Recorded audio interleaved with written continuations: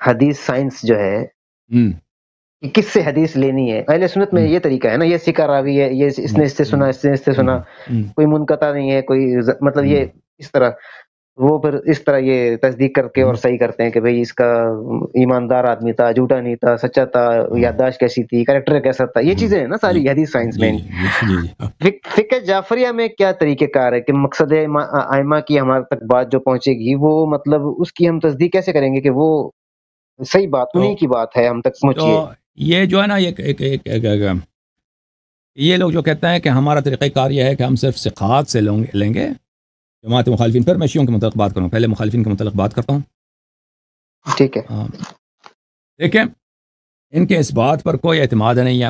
یہ کہہ رہے ہیں ہم صرف ثقات سے لیں گے. توثیق کیسے ہوتی ہے کہ فلان شخص اس کا حافظہ کیسا تھا، اس کا ذاکرہ کیسا تھا، یا اس کی جو ہے یادداشت کیسی تھی، سچا تھا، جھوٹا تھا. یہ سب باتیں لوگوں کے اشتہار ہیں، لوگوں کے نظریات ہیں. اوکے، بہت کم ایسے لوگ ہیں جنہوں نے کسی کو دیکھا ہے، شہادت دی ہے کہ اچھا آدمی تھا، برا آدمی تھا، یا ان کی جو شہادات ہیں یہ سب لوگوں کے اشتہار. مثلا ایک شخص 200 سال بعد آیا، وہ اپنے سے 150 سال پہلے والے آدمی کے متعلق کہہ رہا ہے کہ یہ سچا ہے یا جھوٹا ہے. یا مثلا ایک شخص 700 سال کے بعد آیا، جیسے ذہبی صاحب ہیں، جیسے ابن حجر عسقلانی 800 سال کے بعد آیا، وہ پہلی صدی دوسری صدی کے روات کے متعلق کہتا ہے کہ یہ صحیح ہے یا غلط ہے. تو ان باتوں کا کوئی بھروسہ نہیں ہے.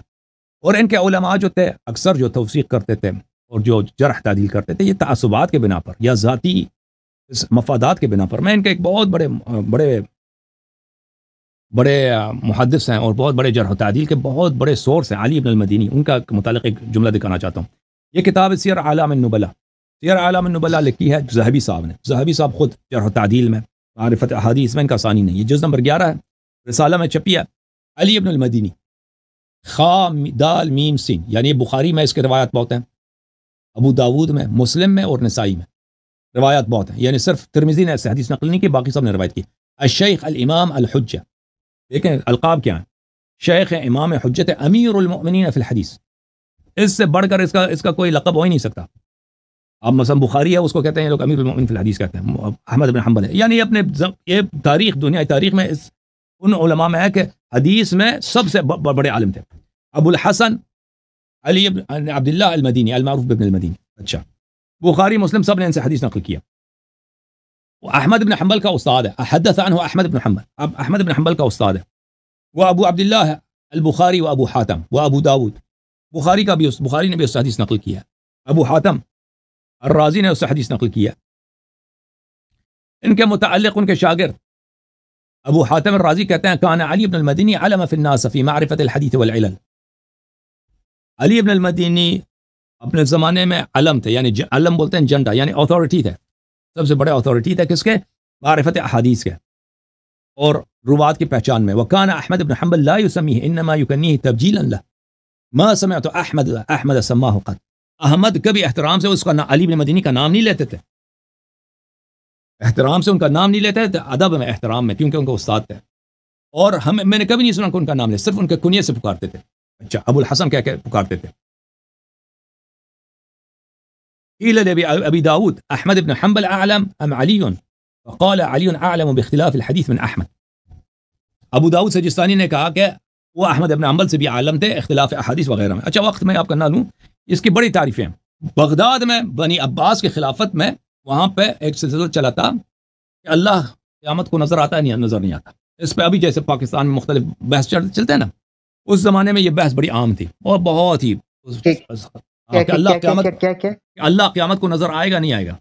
ٹھیک ہے نا؟ اچھا، ہاں. تو اس وقت زمانے کا جو خلفاء تھے وہ کہتے تھے اللہ نظر نہیں آنے والا. ٹھیک ہے نا؟ تو وہ کہتے تھے کہ اللہ نظر نہیں آئے گا. اور اس کے مقابلے میں محدثین تھے وہ جو حدیث نقل کرتے تھے کہ یہ نظر آئے گا. ملاحظہ فرمائیے کتاب تاریخ بغداد ابو بکر خطیب بغدادی کی کتاب ہے، جز نمبر 11، چھاپ دار الکتب العلمیہ. یہاں پر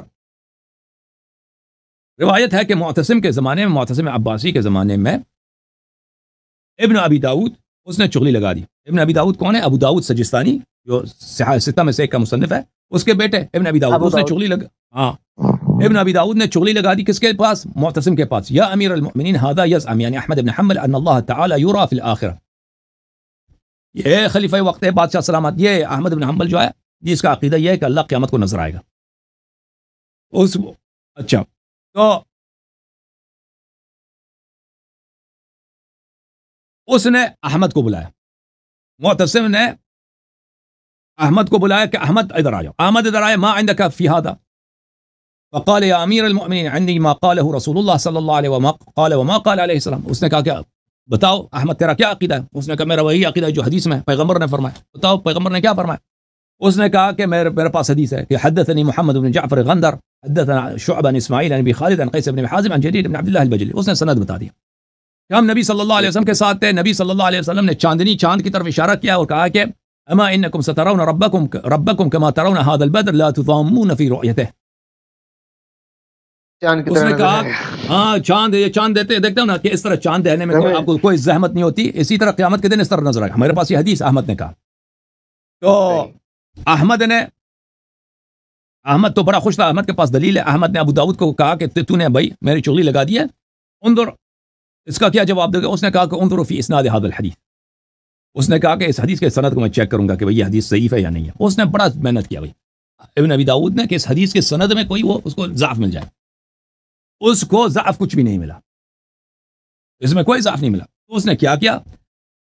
فوجہ ابن ابی داؤد الى علی بن المدینی وهو بغداد مملق ما يقدر على درہم.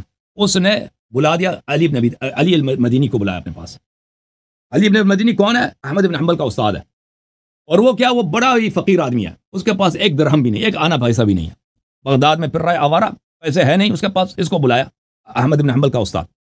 فاحضرہ اپنے یہ کیوں کہ یہ ابن ابی داؤد جو تھا نا دربار میں، یہ دربار میں اس کا بڑے مناصب تھے، قاضی وغیرہ تھا، اس کے پاس پیسے تھے. اس نے اس کو بلایا، اس سے بات کی، اس کو 1000 درہم دے دیا. قال ان له هذا وصلك بها امير المؤمنين وامر ان يدفع اليه جميع ما استحق من ارزاقه وكان له رزق سنتين. یہ بادشاہ سلامت نے آپ کو 10,000 درہم دے دیے، یہ اٹھا لو. اور بادشاہ نے کہا کہ آپ کے جتنے پیسے بیت المال میں آپ کے ہیں کہ اس کو آپ کو 2-3 سال سے کسی نے پیسے نہیں دیے، آپ کی تنخواہیں کٹ گئی ہیں، وہ میں بادشاہ حکم دے گا کہ وہ پیسے بھی آپ کو مل جائیں. ثم قال له يا ابا الحسن حديث جرير بن عبد الله في الرؤيا ما هو. پھر اس نے کہا کہ اس حدیث کا کچھ آپ علاج کریں، اس حدیث کا آپ کچھ علاج کریں. یہ حدیثیں بن رہی تھی؟ نہیں حدیث وہ احمد نے سنایا نا، حدیث نے احمد نے سنایا کہ اللہ نظر آئے گا. تو ابن ابی داؤد کے پاس اس کا جواب نہیں تھا کہ اس کو ضعیف کر دے. تو اس نے احمد کے استاد کو اس نے پیسے دے دیے، کہا کہ اس حدیث کا کچھ ضعیف کروانا چاہا. ہاں کہتے ہیں اس کا کچھ کرو، کیونکہ احمد نے مجھے شرمندہ کیا ہے سب کے سامنے، اور بادشاہ کے سامنے اس کی جان جٹ گئی ہے، میں نے چغلی لگائی تھی اس کی. تو علی نے کہا یہ علی بن مدینی کا حدیث صحیح ہون، یہ حدیث صحیح ہے، میں اس میں کیا ضعیف کر دوں اس کو. اس نے کہا فہل عندک فیہ شیء، اس نے کہا کچھ تو نکالو اس میں، اس حدیث کے سند میں کچھ تو نکالو. قال یعفینی القاضی من هذا. اس نے کہا کہ آپ ٹھیک، آپ چیف جسٹس ہیں، لیکن مجھے چھوڑ دیں اس حدیث میں، حدیث کو میں کیا اس کو خراب کر دوں. قال یا ابا الحسن هذه حاجت الدهر. اس نے کہا کہ یہ میری زندگی کی سب سے بڑی ضرورت ہے، آپ اس حدیث کا کچھ کر دیں، اس کو ضعیف کر دو. ثم امر له بثياب وطيب. یہ مسلمان تھے، رسول کا قول خراب کر ومركب بسرج ولجام. پس اس نے یہ چیف جسٹس تھا نا، اس کے پاس پیسے بہت تھے، اس نے کہا کہ اس کے لیے نئے کپڑے لے کے آؤ، اس کے لیے بڑے پرانے زمانے میں یہ جو خوشبو تھے نا، عطر پرفیوم، یہ بہت مہنگے ہوتے تھے، اس کے لیے بہترین پرفیوم لے کے آؤ، بہترین گھوڑا لے کے آؤ، گھوڑے کے لیے بہترین زین لگا کے لے کے آؤ، اور غلام سب اس کو دے دو. چیف جسٹس نے اس کو دے دیا. ولم يزل حتى قال له، اس کو اتنا انعام دے دیا علی بن مدینی نے. علی بن مدینی نے کیا کہا آخر نے کہا هذا الاسناد من لا يعمل عليه ولا على ما يروي.